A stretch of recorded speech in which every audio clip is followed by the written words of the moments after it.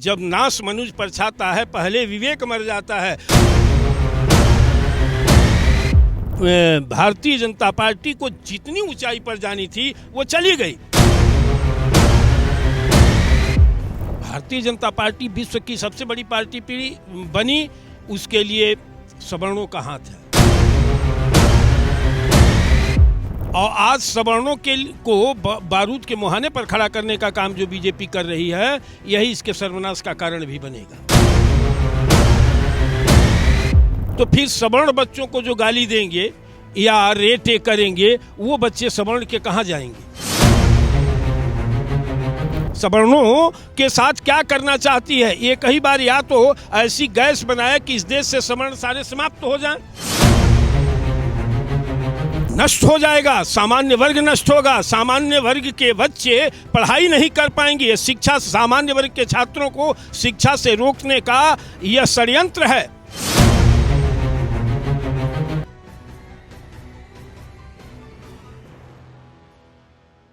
UGC को लेकर जब से सुप्रीम कोर्ट ने नई गाइडलाइंस, नई दिशा निर्देश दिया है, तब से पूरे देश में बवाल मचा हुआ है। सवर्ण और जनरल कैटेगरी के जो लोग हैं वो इसका विरोध कर रहे हैं और साफ तौर पर कह रहे हैं ये एक तरीके का जुल्म है। हमारे साथ बातचीत करने के लिए ब्राह्मण महासभा रा के राष्ट्रीय अध्यक्ष राजेंद्र नाथ त्रिपाठी जी मौजूद हैं। उनसे भी बातचीत करेंगे और जानने की कोशिश करेंगे कि ये जो यूजीसी का नया गाइडलाइंस जारी हुआ है उसको लेकर क्या कुछ सोचते हैं और जिस प्रकार से सामान्य जाति के लोग इस वक्त सड़कों पर उतर आए हैं उसको लेकर कैसे देखते हैं। जो यूजीसी का नई गाइडलाइंस है उसको लेकर विरोधाभास है, बहुत बड़े स्तर पर विरोध हो रहा है। हालांकि सुप्रीम कोर्ट कह रहा है, जो दिशा निर्देश दिया है, कह रहा है कि इससे समानता बढ़ेगी, भेदभाव खत्म होगा, लोग जुल्म नहीं करेंगे। लेकिन जनरल कैटेगरी के लोग कह रहे हैं ये हमारे ऊपर एक तरीके का जुल्म है। विनाश काले विपरीत बुद्धि, सुप्रीम कोर्ट हो, चाहे हाई कोर्ट हो, चाहे सरकार हो, केंद्र की चाहे प्रदेश की, एक जात विशेष, वर्ग विशेष को बारूद के मुहाने पर खड़ा करने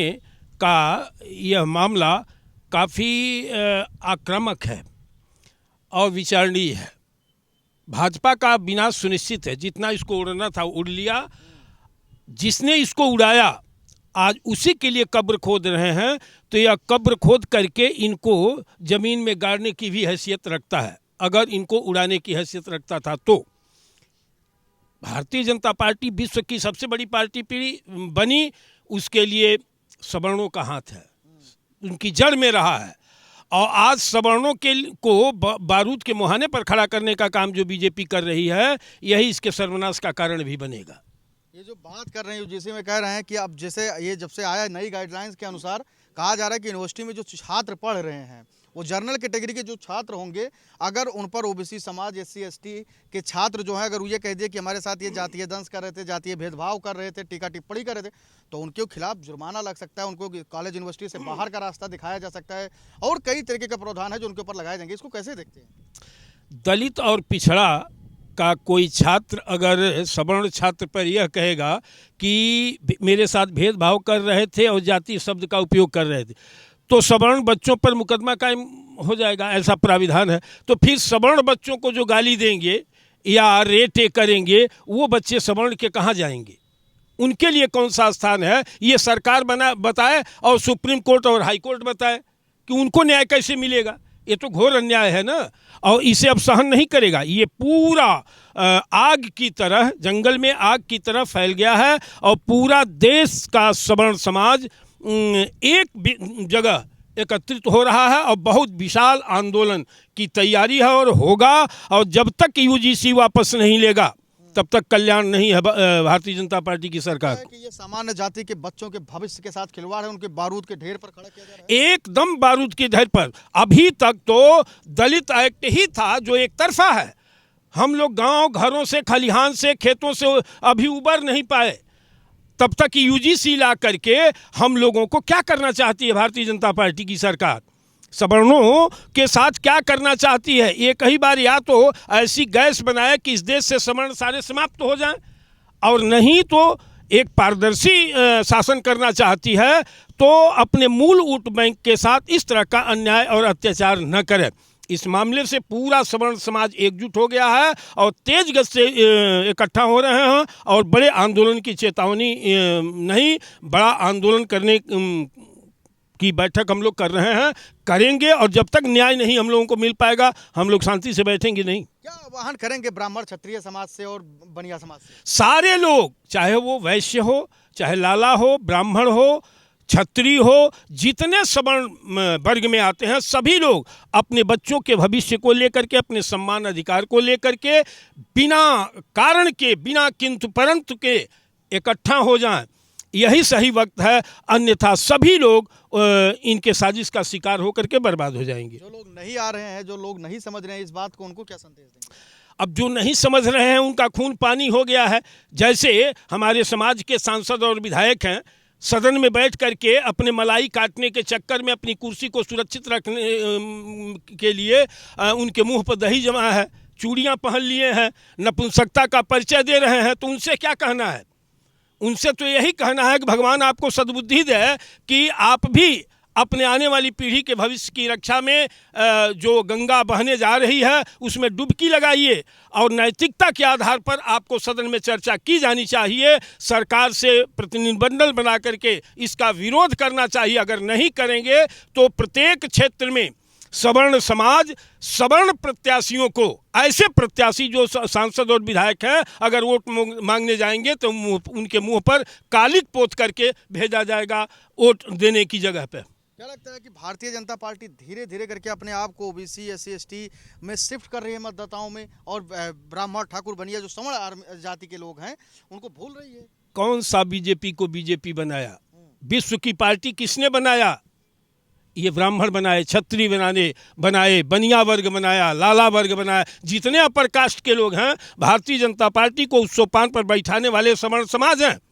और जिस चक्कर में ये दंश दे रहे हैं, प्रताड़ित कर रहे हैं सवर्णों को, वो इनका है नहीं। दलित कतई इनका नहीं है। मैं आपके चैनल पर कह रहा हूँ, न है, था, न है, न रहेगा। तो इतना दुर्व्यवहार क्यों, जैसे आप कह रहे हैं, इतना दुर्व्यवहार क्यों ब्राह्मण ठाकुर क्षत्रिय के? नहीं, विनाश काले विपरीत बुद्धि, मैं पहले कह दिया ना, जब नाश मनुज पर छाता है पहले विवेक मर जाता है। तो अब भारतीय जनता पार्टी को जितनी ऊंचाई पर जानी थी वो चली गई। अब दोबारा मोदी जी को प्रधानमंत्री नहीं होना है, तो वो अपने कार्यकाल को एक ग्लैमर के रूप में जितना चाहा रूप बना करके ठगने का काम किया। उन्होंने ठग लिया। आज भारी आक्रोश मोदी जी के खिलाफ पूरे देश में सवर्णों का चमक रहा है, और अपने गलती पर पश्चाताप कर रहा है सवर्ण समाज, और इनके झांसे का शिकार हुआ ये विश्वास कर रहा है, महसूस कर रहा है। क्या लगता है कि मोदी अपने आप को एक बहुत बड़ा दलित नेता अम्बेडकर की तरह बनाना चाहते हैं? ये कोई नेता किसी के नहीं है।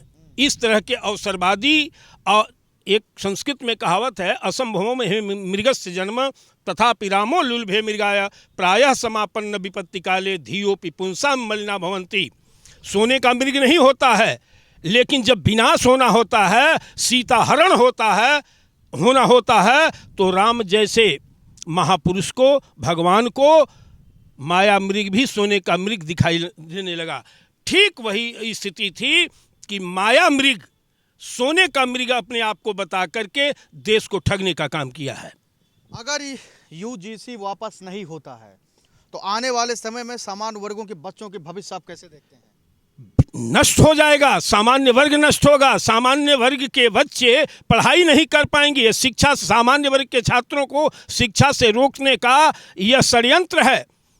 अभी बताया हूं कि मैं खेत खलिहान अपनी सुरक्षा और मर्यादा और सम्मान को लेकर के, अधिकार को लेकर के हम लोग परेशान थे। दलित एक्ट को लेकर के ये यूजीसी ला करके हमारे बच्चों की पढ़ाई को रोक करके उन्हें बर्बादी के रास्ते पर ले जाने का यह सरकार का षड्यंत्र है। मैं इसकी घोर निंदा करता हूं। और जो भी देश का सारा सवर्ण समाज, मेरा निवेदन है, को इकट्ठा होकर के अपने नौनिहालों के भविष्य की रक्षा के लिए एक बिंदु पर, एक केंद्र पर, एक जगह इकट्ठा हो। अगर जो लोग नहीं इकट्ठा होते हैं तो मैं मानूंगा कि उनका खून नहीं, वो खून पानी हो चुका है। क्या ब्राह्मण महासभा रा क्या ऐलान करेगा यूजीसी को लेकर? यूजीसी को मैं पूरे विप्र समाज से, आज नहीं तो कभी नहीं, अगर आज यह समाज नहीं जगा अपने बच्चों के भविष्य को लेकर के, तो बर्बाद हो जाएगा इस देश से, इस समाज से। क्या लगता है कि ये अगर वापस नहीं हुआ तो सरकार जा सकती है पूरी तरीके से? निश्चित रूप से इनकी विदाई की तैयारी तय है। अगर ये इसे वापस नहीं लेते हैं तो उत्तर प्रदेश सहित कई राज्यों से जहां जहां चुनाव होगा ये समाप्त हो जाएंगे। भीम आर्मी और तमाम जो दलित संगठन वो कह रहे हैं कि किसी भी हालत में इसको वापस नहीं होने देंगे हम लोग। वो वापस नहीं होने देंगे और मैं वापस लेकर के रहूंगा। अगर वापस नहीं हुआ तो सरकार की विदाई, भारतीय जनता पार्टी की विदाई तय है। क्या लगता है कि जिस तरीके से चाहे मध्य प्रदेश में हो संतोष वर्मा का प्रकरण हो, उसके बाद में अनिल मिश्रा का प्रकरण हो, फिर यूजीसी, क्या क्या चल रहा है, क्या नरेटिव? नहीं, चाहे वो मध्य प्रदेश का सीएम है, किसके इशारे पर बोल रहा है? उत्तर प्रदेश का भाजपा का प्रदेश अध्यक्ष किसके इशारे पर बोल रहा है? ये एक साजिश है, एक षड्यंत्र है कि वहाँ अपने डायरेक्ट ना करके इनके माध्यम से ऐसा किया जा रहा है। यह एक साजिश के तहत सवर्णों के साथ भारतीय जनता पार्टी कार्य कर रही है। क्या लगता है कि उत्तर प्रदेश के जो मुख्यमंत्री हैं योगी आदित्यनाथ को भी घेरने की कोशिश चल रही है दिल्ली के द्वारा? ये नूरा कुश्ती केंद्र और प्रदेश की ये उनकी है। आप बतलाइए कि जिस सनातनी सरकार में अपने सनातनी सरकार सनातनी लोग कहते हैं, मैं तो ये देख रहा हूँ लंबे समय से कि जितने सनातनी भाजपाई हैं उनके घरों में जा कर के देख लीजिए तो सनातन के तहत कोई कार्य नहीं होता है। जिस मुसलमान को गाली देते हैं, तमाम लोग हैं जिनकी बहन और बेटियां का रिश्ता मुसलमानों के साथ हुआ है और वो सनातनी अपने को कहते हैं, मुस्लिम विरोधी कहते हैं।